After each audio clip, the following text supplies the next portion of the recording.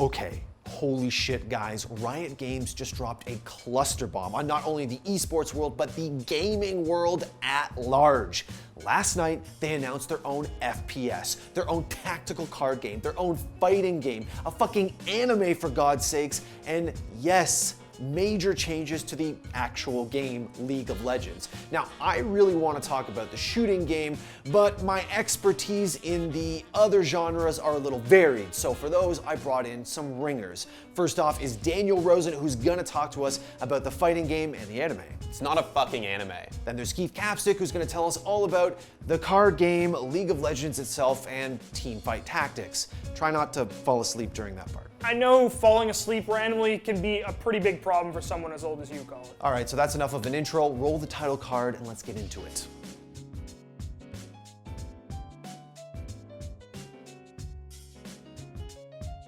All right, let's start this thing off with the biggest announcement of the bunch, and that is obviously League of Legends Esport Manager.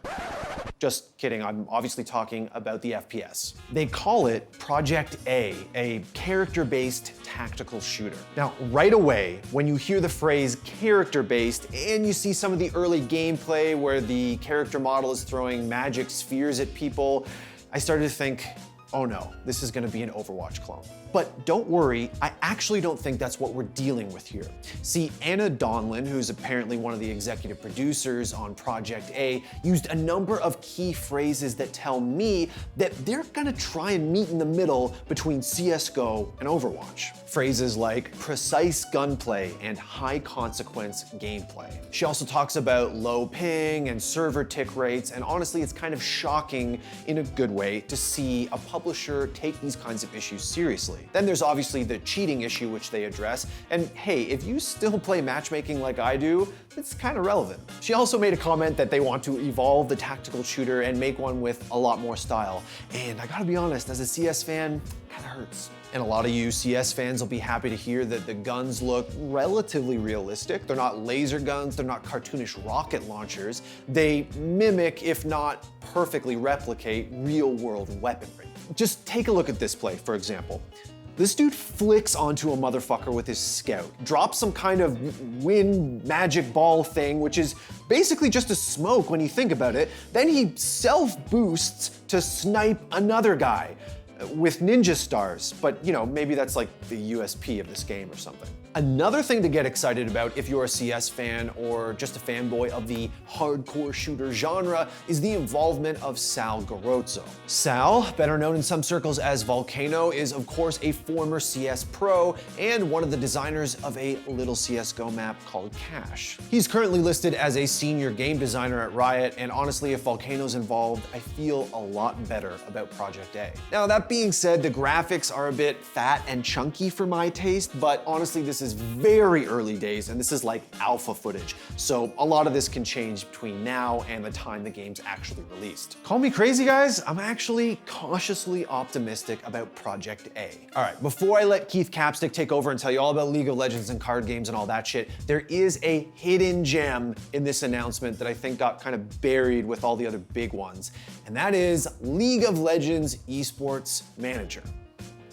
I'm dead serious. As funny as it may sound, I actually think this announcement is kind of sick. If you've ever played like a football manager game, or maybe that CSGO manager that was in beta in Steam and took an entire day of my life a couple years ago, then you know how addicting these can be. And if you are into League of Legends, and you know, my condolences if that's the case, and you don't want to drop 45 minutes a night on some Bronze League game and get frustrated and rage quit, this is for you. This is a way that you can interact with the game you love in a time frame that's a little more realistic. This game is like how to play League of Legends for adults, maybe. And honestly, as a 31-year-old, I appreciate that. Now that we've talked about this and we've covered the all-important FPS entry, I think that's everything that's important about this announcement. So Matt, if you wouldn't mind rolling the credits, we can end this video. All right, hold on. Colin could not be more wrong, because you have to see what they've done with TFT, League of Legends, and a brand new card game. Also, I don't know what the fuck Colin's problem is, because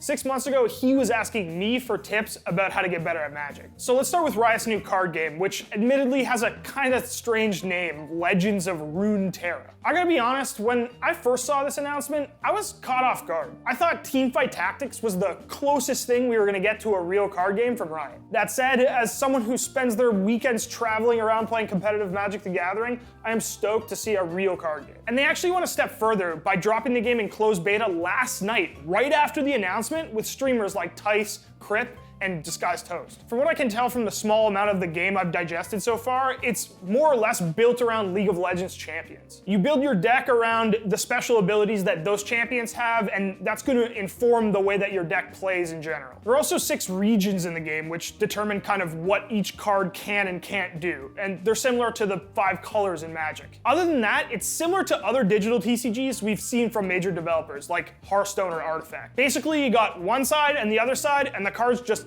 smack into each other. Your goal is to reduce your opponent's life total to 0, and then their nexus explodes. My main concern as a card game fan is I'm not actually sure what separates this from other titles in the scene. Obviously, tons of people love the characters in League of Legends, but is that really enough to just do another Hearthstone clone? That said, one thing that I do really like in the early stages is that this game seems actually really cheap to play. From what I gather, you're actually more likely to build a big collection by playing a bunch, not putting a bunch of money into the game. As many of you know, the economy ends up being a huge deal whenever a new card game comes up. You guys remember the catastrophic disaster that was Artifact. The game is set to release in 2020 and, like I said, is in closed beta right now. And like Colin in the FPS, I'm cautiously optimistic about this one. Obviously for me, it's going to be hard for this kind of game to keep up with Magic. But the fact that Riot's taken the time to build out these regions and build the game around characters means that it seems like it could be fun in the long run. And the fact is, people love League of Legends. They love all of these characters, and new ways to sort of play around with them is always going to bring attention. So let's hope this one doesn't suck like almost every other card game that comes out. All right, now let's move on to Riot's bread and butter for the last decade, League of Legends. Buried beneath what seems like a mountain of brand new games, they actually made a huge change to League that's coming in 2020. They've added what they're calling elemental rifts, which are supposed to contribute to the current elemental Drake system. Basically what happens is as your team picks up Drakes like you normally would in League,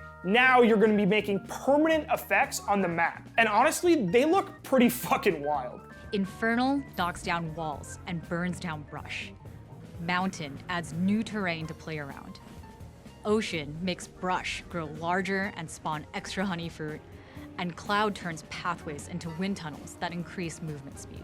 Despite this being a relatively small change to a pre-existing game, this might be the biggest impact on esports from the entire announcement. The fact is, all of the players we're watching at Worlds right now are going to have to deal with a huge meta shift when this comes out, because those late games are going to be crazy. So far from the community, there have been some concerns about how random this is all going to be, much like there was when the Elemental Drakes came out in the first place. But they look pretty cool, so let's hope they work out. All right, so the last thing I have for you is changes to TFT, which is going mobile. Turns out, you guys actually do have phones.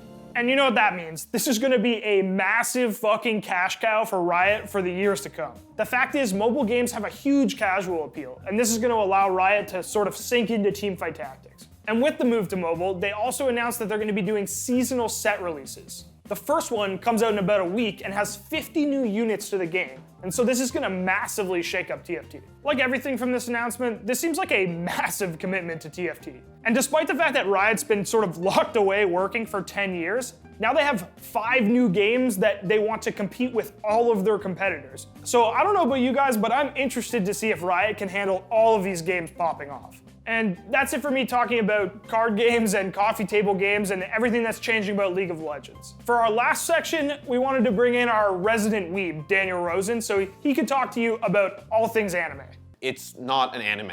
I'll start with that. One of their announcements was a new animated show in the League of Legends universe called Arcane, and the most important thing about it is, again, it's not an anime. It's being made in the West by Riot with CG animation. It doesn't qualify as an anime by like any metric. I should know, I literally wrote a video about being a weeb. Anyway, the show does look cool. It's gonna be an origin story for, I think, Jinx and Vi and maybe Warwick. I don't know a lot about League lore, but the animation does look nice and the voice acting seemed good. The trailer was really well cut, so maybe it'll be solid. But the thing I'm actually more interested and excited about is the fighting game, codenamed Project L. We've known about this game, or at least heard rumors about it, for a very long time, going back to when Riot bought a development studio called Radiant Entertainment way back in March 2015. Radiant was working on this really cool fighting game called Rising Thunder. After they put out the alpha for it, Riot bought them, because it was at least partially inspired by MOBAs. Instead of having complicated quarter circle or DP motions for your special moves, it sort of had one-button specials with cooldowns, a lot like your spells in League or Dota. Anyway, we don't know a ton about Project L specifically. It's being developed by a lot of old-school fighting game personalities and community members like Tom and Tony Cannon, who were part of the co-founding team of EVO, and they say that they're going in the dark about this for a while. But here's what we do know about Project L. We saw 4 playable characters, Ahri, Darius, Katarina, and Jinx. And the game has a lot of fighting game standards. It has health bars for each character, a stun gauge or a guard meter underneath that, round counters, a timer, something that looks like the Street Fighter EX bar but segmented into 4 segments, and maybe some kind of personal character gauge, sort of like what characters have in Injustice. Oh, also, Ahri totally has Iori's fireball animation from King of Fighters. And that's pretty much all we know. If I were a betting man, I'd say that it was a 1v1 fighter, sort of similar to Street Fighter or even Rising Thunder, but that's as far as my speculation will go. I have no idea how many buttons it uses. We saw people playing on keyboard, but we also saw a lot of fight sticks on people's desks and on those arcade machines that they showed in the video. And I have no idea if they kept the Rising Thunder one-button specials or they're going to more traditional fighting game style of inputs. But given the pedigree of the developers working on it, I'm sure that it's in good hands. I'm really interested to see how it turns out and, perhaps more importantly, how Riot can interface with the existing fighting game community. League of Legends hasn't been a grassroots game in a very long time, but a lot of fighting game success is tied to that grassroots scene. I don't know how Riot can play nice with the FGC, but I'm hopeful, because I'd really like a fighting game with good netcode for once in my life.